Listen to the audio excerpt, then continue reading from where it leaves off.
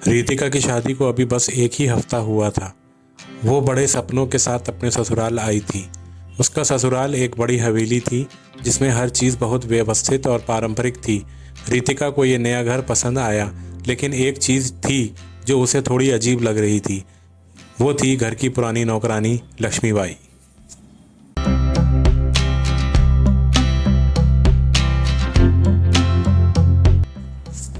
लक्ष्मीबाई इस घर में पिछले 30 वर्षों से काम कर रही थी।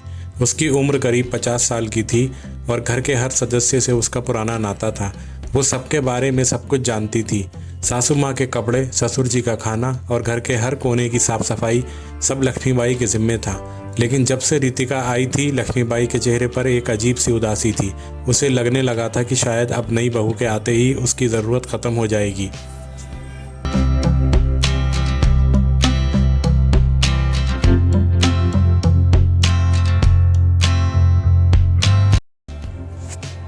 रितिका ने कई बार लक्ष्मीबाई से बात करने की कोशिश की, पर हर बार उसे थोड़ी बेरुखी का सामना करना पड़ा। लक्ष्मीबाई उसे ठीक से जवाब नहीं देती और काम करते वक्त उसे नज़रअंदाज करने लगती। रितिका को समझ नहीं आ रहा था कि आखिर उसने ऐसा क्या किया जो लक्ष्मीबाई उससे इतना दूर रहने की कोशिश कर रही थी।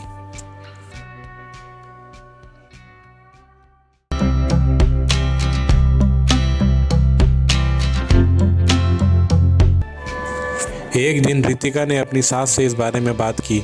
माँ, लक्ष्मीबाई मुझसे ठीक से बात नहीं करती, क्या मैंने कोई गलती कर दी है? सासू माँ ने हल्की सी मुस्कुराहट के साथ कहा, बेटा, लक्ष्मीबाई को ऐसा लगता है कि अब तुम्हारे आने से उसकी ज़रूरत कम हो जाएगी। वो थोड़ा डरी हुई है, शायद इसलिए वो तुमसे दूर रह रही है। रितिका ने महसूस किया कि ये लक्ष्मीबाई की असुरक्षा की भावना थी। उसे समझ आया कि लक्ष्मीबाई इस घर का हिस्सा थी और वो खुद को रितिका के कारण खतरे में महसूस कर रही थी। उसने ठान लिया कि वो लक्ष्मीबाई के साथ अपने रिश्ते को सुधारने की कोशिश करेगी।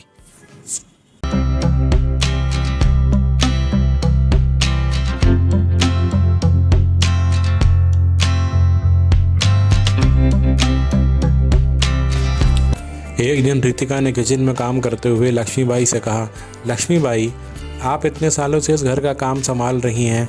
मैं आपसे बहुत कुछ सीखना चाहती हूँ, क्या आप मुझे सिखाएंगी? लक्ष्मीबाई ने पहली बार रितिका की तरफ ध्यान से देखा। उसे विश्वास नहीं हो रहा था कि नई बहू उससे कुछ सीखना चाहती है।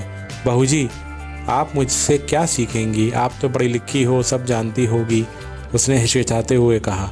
रितिका ने हंसकर जवाब दिया, मैं भले ही पढ़ी लिखी हूँ, पर घर के कामों में आपकी तरह निपुण नहीं हूँ। मुझे आपकी मदद की ज़रूरत है।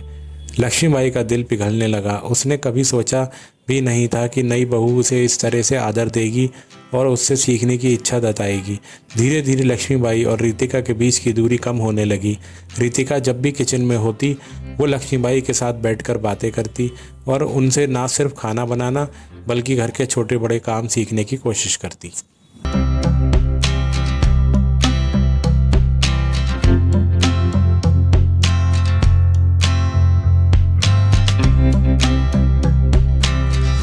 कुछ दिनों बाद घर में एक बड़ा आयोजन होने वाला था। रितिका ने सोचा कि यह अच्छा मौका होगा लक्ष्मीबाई के साथ तालमेल बढ़ाने का। उसने लक्ष्मीबाई से कहा, लक्ष्मीबाई, ये आयोजन हम दोनों मिलकर करेंगे, आप बताइए मुझे क्या करना है? लक्ष्मीबाई को पहली बार लगा कि नई बहू उसकी दुश्मन नहीं बल्कि उसकी साथी है। वो धीरे धीरे खुलने लगी और रितिका को अपने घर के कामों के बारे में सिखाने लगी।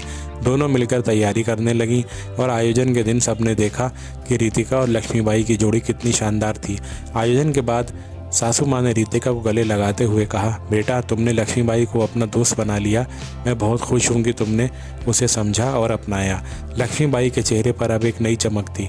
उसने रितिका की तरफ देखकर कहा, बहू जी, मुझे माफ़ करना, मैंने आपको गलत समझा। मैं सोचती थी कि अब इस घर में मेरी जगह नहीं रही, पर आपने मुझे समझाया कि हम दोनों इस घर का हिस्सा हैं। रितिका ने मुस्कुराते हुए कहा, लक्ष्मीबाई, आप इस घर की आत्मा हैं। आपके बिना ये घर अधूरा है और मैं हमेशा आपसे सीखती रहूँगी।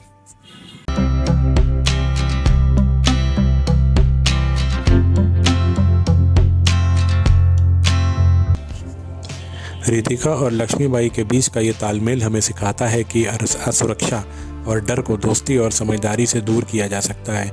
रिश्तों में सच्चाई और सम्मान से ही हम दूसरों का दिल जीत सकते हैं। रितिका ने लक्ष्मीबाई को अपना साथी माना और इससे न केवल उनके बीच का रिश्ता मजबूत हुआ बल्कि पूरे घर में प्यार और सम्मान का माहौल बना। इस कहानी का सबक यह है कि जब हम एक नए परिवार या माहौल में आते हैं तो हमें दूसरों के अनुभवों और भावनाओं का भी ख्याल रखना चाहिए। हर इंसान की अपनी एक जगह होती है और जब हम किसी को समझते हैं तो हमें खुद भी सम्मान और प्यार मिलता है।